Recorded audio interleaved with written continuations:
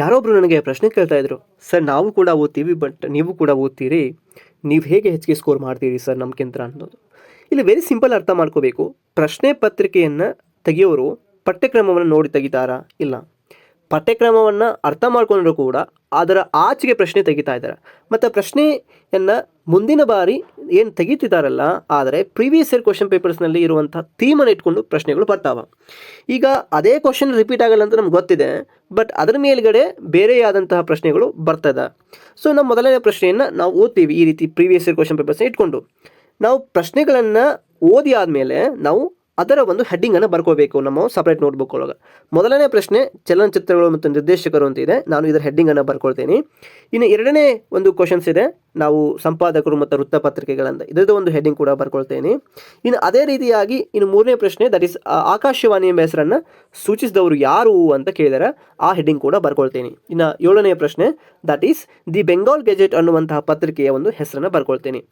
ಇವೆಲ್ಲ ಹೆಸರನ್ನು ಬರ್ಕೊಂಡು ಏನು ಮಾಡಬೇಕು, ಈ ರೀತಿಯಾದಂತಹ ನಾವು 100 ಪ್ರಶ್ನೆಗಳಿಗೆ 100 ಅಂಶಗಳನ್ನು ಲಿಸ್ಟ್ ಡೌನ್ ಮಾಡ್ತಾ ಹೋಗಬೇಕು. ಇದೇ ರೀತಿ ನಾವು 2-3 ಪ್ರಶ್ನೆ ಪತ್ರಿಕೆಯನ್ನು ಮಾಡಿದಾಗ ನಮಗೆ ಒಂದು ಐಡಿಯಾ ನೆನಪು ಬರ್ತದೆ. ಸೊ ಈ ಒಬ್ಬ ಪ್ರಶ್ನೆ ಪತ್ರಿಕೆಯನ್ನು ತಯಾರಿಕೆ ಮಾಡುವ ಯಾವುದ್ರ ಮೇಲೆ ಫೋಕಸ್ ಮಾಡ್ತಾ ಇದ್ದಾನ, ಕನ್ನಡ ಪ್ರಶ್ನೆ ದಟ್ ಈಸ್ ವೃತ್ತಪತ್ರಿಕೆಗಳ ಮೇಲೆ ಮಾಡ್ತಾ ಇದ್ದಾನ, ಅಥವಾ ರಾಷ್ಟ್ರೀಯ ವೃತ್ತಪತ್ರಿಕೆಗಳ ಮೇಲೆ ಮಾಡ್ತಾ ಇದ್ದಾನ, ಅಥವಾ ಅದರ ಸ್ಥಾಪಕರ ಮೇಲೆ ಮಾಡ್ತಾ ಇದ್ದಾನ, ಅಥವಾ ಸ್ಥಳೀಯ ವೃತ್ತಪತ್ರಿಕೆಗಳ ಮೇಲೆ ಮಾಡ್ತಾ ಇದ್ದಾನ ಅನ್ನೋದು ಕೂಡ ಕ್ಲಿಯರ್ ಕಟ್ ಆಗಿ ಗೊತ್ತಾಗ್ತದೆ. ಏನಂತಂದರೆ ರಿಪೀಟ್ ಆಗಂಗಿಲ್ಲ ಕ್ವಶನ್ಸ್, ನಾನು ಒಪ್ಕೊಳ್ತೀನಿ, ಆದರೆ ಅದೇ ಒಂದು ಥೀಮ್ ಇಟ್ಕೊಂಡು ಬೇರೆ ಪ್ರಶ್ನೆನ ರಿಪೀಟ್ ಮಾಡ್ತಾನೆ ಅನ್ನೋದು ನಮಗೆ ಗೊತ್ತೇ ಇದೆ. ಪ್ರಶ್ನೆಯನ್ನು ಕೇಳೋದು ಬದಲಾವಣೆ ಆಗಬಹುದು, ಬಟ್ ಆ ಥೀಮನ್ನು ಕೂಡ ಯಾವಾಗೂ ಕೂಡ ಬದಲಾವಣೆ ಮಾಡೋದಿಲ್ಲ. ಇದನ್ನು ನಾವು ಅರ್ಥ ಮಾಡ್ಕೋಬೇಕು.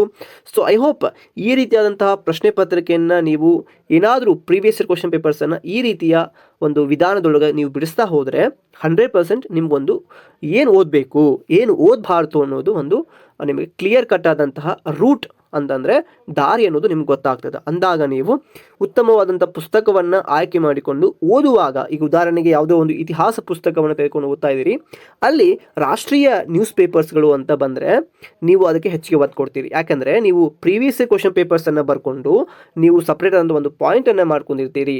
Because of that point has pointed out in the previous question papers ಅಂತ ತಿಳ್ಕೊಂಡು ನೀವು ರಿವಿಷನ್ಸ್ ಮಾಡ್ತೀರಿ. ಸೊ ಐ ಹೋಪ್ ಈ ವಿಡಿಯೋದಿಂದ ನಿಮಗೊಂದು ಹೊಸ ಟೆಕ್ನಿಕ್ ಕೂಡ ಸಿಕ್ಕಿದೆ. ನಿಮಗೇನಾದರೂ ಪ್ರೀವಿಯಸ್ ಇಯರ್ ಕ್ವಶನ್ ಪೇಪರ್ಸ್ ಅದು ವಸತಿ ಶಾಲೆದು ಬೇಕಾದರೆ, GPSTRದು ಬೇಕಾದರೆ, HSTRದು ಬೇಕಾದರೆ ನೀವು ಈ ಕೆಳಗಿನ ವಾಟ್ಸಪ್ ನಂಬರ್ಗೆ ಮೆಸೇಜ್ ಮಾಡೋದ್ರ ಮುಖಾಂತರ ಸಣ್ಣ ಅಮೌಂಟನ್ನು ಪೇ ಮಾಡೋದ್ರ ಮುಖಾಂತರ ನೀವು ಪಡ್ಕೊಳ್ಬಹುದು. Thank you for watching this informative video. Have a good day.